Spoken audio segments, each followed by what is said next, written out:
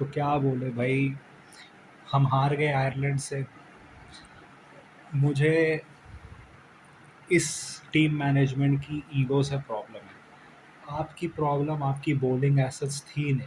अगर आप देखो, 2 ओवर थे जहाँ पे आप पिटे थे, वॉशी का ओवर और प्रसिद्ध का ओवर आप पिटे थे जिसमें। उसके अलावा यार वो बॉलिंग उसको आपने आपकी प्रॉब्लम का आई वो थी बैटिंग में, क्योंकि आपके पास फिनिशिंग में लोग नहीं थे। आपके पास लोग मिडल ऑर्डर में स्टेप अप नहीं कर रहे थे। तो आपने क्या किया कि आपने वॉशी और प्रसिद्ध को हटा के एक बॉलर और आप एक ऑलराउंडर लिया, शेगड़े और प्रिंस यादव।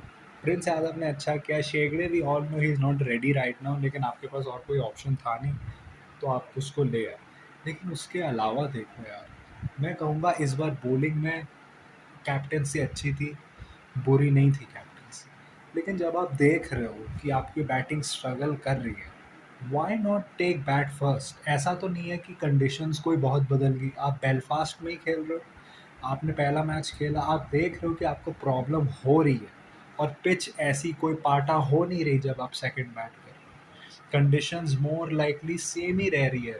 तो फिर आप पहले बैट फर्स्ट करते हैं ना, थोड़ा सा लीवे देते हैं अपने बैटर्स को कि वो जाके खेले उनको जैसे खेलना है। लेकिन आपने बॉलिंग ले ली।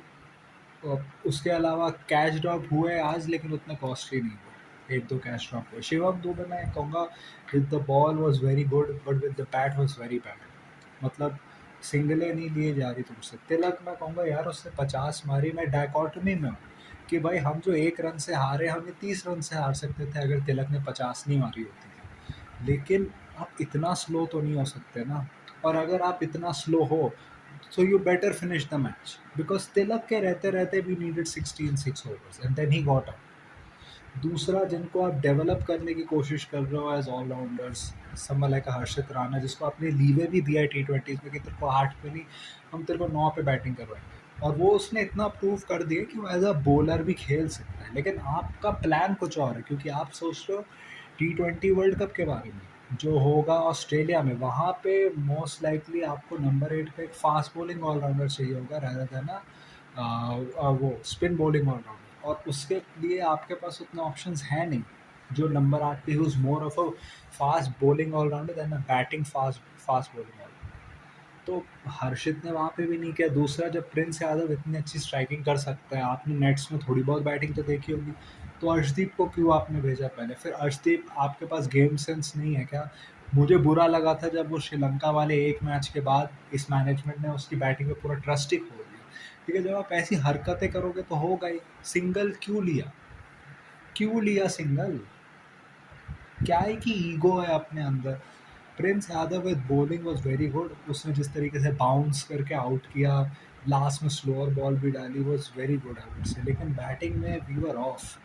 और ये संजू सैमसन के साथ ये वापस हो रहा है कि वो जो न्यूजीलैंड सीरीज में हुआ था कि वो जिस तरीके से उसका फुट जा रहा है, इस तरीके से वो स्टांस ले रहा है, तो उसके बैटिंग करने के आने के पहले ही बोल सकते हो कि ये बंदा आउट हो गया। अभिषेक भी जानबूझ के गया पहली बॉल पे मारने, आउट हो गया, लेकिन एटलीस्ट उसका 50 प्लस स्कोर तो आया था पहले मैच में, 50 स्कोर तो आया था।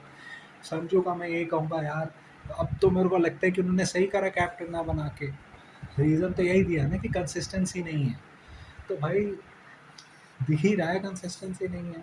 इवन दो उसकी प्लेस तो मुझे लगता है हमेशा के लिए, मतलब एटलीस्ट अगले इस साल तक तो उसकी पोजीशन कहीं जाने नहीं वाली, क्योंकि भाई उसने जो वर्ल्ड कप में किया प्लेयर ऑफ द टूर्नामेंट कोई नहीं कर सकता। दूसरा भाई, श्रेयस को कैप्टन बना के अपने आपने आपने अपने आप को जकड़ लिया है। क्योंकि प्रॉब्लम ये हो रही है ना कि एक चीज़ है कि रजत और श्रेयस के दोनों को शॉर्ट बॉल से प्रॉब्लम है। तो ऐसा नहीं कि अगर यहाँ रजत होता तो भाई वो कुछ उखाड़ लेता। प्रॉब्लम ये है कि आपको मिडल ऑर्डर में चाहिए स्पिन बैशर्स, और स्पिन बैशर्स आपके पास नहीं है, क्योंकि आपका मिडल ऑर्डर में तिलक आ रहा है। तो तिलक आ रहा है, शिवम दुबे और नीचे आता है बैटिंग करने के लिए। तिलक से स्पिन बैश होती नहीं। रजत है जो he is a certified spin basher, और श्रेयस अय्यर को पता नहीं क्या हो गया, ओपनर्स चलते नहीं, इनका बल्ला ही नहीं चलता, फिर पता नहीं क्या फिर से कैजुअली करते हुए आउट हो गए। आप टीम से बाहर आके कैप्टन बने हो। आइडियली ईशान किशन को कैप्टन बनाना चाहिए था, और फिर आप देखते ट्रायल बेसिस करते कि नंबर 4 पे हम श्रेयस और रजत दोनों को रन देंगे देंगे और उन दोनों में से जो अच्छा करेगा उसको हम नंबर 4 पे कर देंगे। और तिलक की जगह पे आप ये कर दें कि तिलक और मे बी सूर्यांश हेगड़े या फिर आप किसी आशुतोष टाइप किसी को देख रहे हो एज अ फिनिशर और a lower middle order batter, तो उनके बीच में कंपटीशन। आपने क्या करा, दोनों को लीडरशिप पोजीशंस देके फ्रीज कर दिया वो मामला कि with their flaws and all अब उनको हमें एटलीस्ट अगले आधे साल तक तो एक्सेप्ट करना ही पड़ेगा, क्योंकि वर्ल्ड कप 27 के बाद है ओलंपिक्स जो। तो आपने जकड़ लिया है खुद को उसमें। देखो their bowling was very good, specially जो इंडियन है जो उनके पास, और वो एक्चुअली इंडियन है, वो कोई इंडियन ओरिजिन का नहीं है, वो अभी भी इंडियन पासपोर्ट होल्डर है वाइल प्लेइंग फॉर आयरलैंड। तो ऐसा नहीं है कि वो कोई हम उसको इंडियन ऐसे ही बोल रहे, तो कूडोज टू देम। लेकिन दिस इज़ ह्यूमिलिएटिंग, क्योंकि ये सब जो भी इंडियन क्रिकेट को हेट करते हैं वो आके अपने दे रहे हैं क्या है फ्लैट पिच भूले गए है। हम वर्ल्ड कप जीते हैं भाई, हम आयरलैंड से 2-0 हार जाए, किसी से भी हार जाए, नहीं होना चाहिए, अनएक्सेप्टेबल है, आई एग्री। लेकिन ये फॉरेन फैंस को मैं बोलूँगा कि भाई तुम लोग ठीक है, क्योंकि at the end of the day 2 लगातार वर्ल्ड कप जीते हम, और उसको तुम कभी नहीं ले सकते। जितना बोल रहे हो फ्लैट ट्रैक, साउथ अफ्रीका को क्या हो गया, उनको तो सबसे फेवरेबल मिला था ना, अहमदाबाद में खेलते खेलते एक दिन बाहर आए, अच्छी खासी पिच मिली, अपनी ईगो में आके खेले, बाहर हो गए। न्यूजीलैंड को क्या हुआ, वो आराम से अगर अच्छी बॉलिंग करते ना 215 220 पे रोक लेते ना, तो they had a legit chance to win on that pitch. उसमें पिच को ब्लेम कर दो कि पिच ऐसी है, तुम 215 220 पे करते, माइंडसेट डिफरेंट होता, पिच अच्छी थी तभी भी आते जीत जाते। ऑस्ट्रेलिया का क्या हुआ, श्रीलंका में हार गई उनके सारे ग्रुप स्टेज मैचेस, हमारा एक ग्रुप स्टेज मैच हुआ जहाँ हम कभी नहीं खेले, हमारे एक बंदे ने मारा, हम जीत गए। तो तुम लोग ज़्यादा उछलो मत, हम लोग क्रिटिसाइज कर रहे, तुम लोग अपने मौके ढूंढते हो, इंडिया हारती कहते हो कि तुम लोग बीसीसीआई के अगेंस्ट हो, लेकिन तुम इंडियन टीम जो प्लेयर्स है जिनका कोई लेना देना नहीं है बीसीसीआई, चाहे बुली हो या आईसीसी बुली हो, उसमें उनके लॉसेस पे तुम मॉक करते हो। तो तुम्हें कोई फर्क नहीं पड़ता कि बीसीसीआई अलग है और प्लेयर्स अलग है। लेकिन दिस इज़ वेरी ह्यूमिलिएटिंग। गंभीर के अंदर हमने बहुत रिकॉर्ड तोड़े हैं, दो बार घर पे वाइट वॉश हो गए टेस्ट में।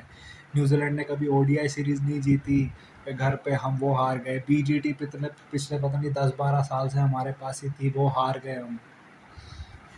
तो फिर अब आयरलैंड से पहली बार इन आवर लाइफ हम लोग सीरीज़ हारे, तो रिकॉर्ड तो तोड़ रहे हैं जी भाई।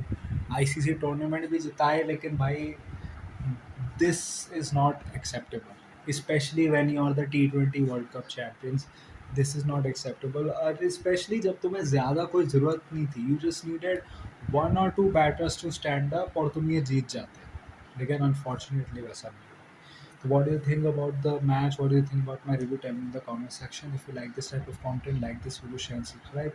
If you don't, then share with those who do. My social media accounts, which are my Twitter/X account and my Instagram account, links are in the description, so go follow me on that.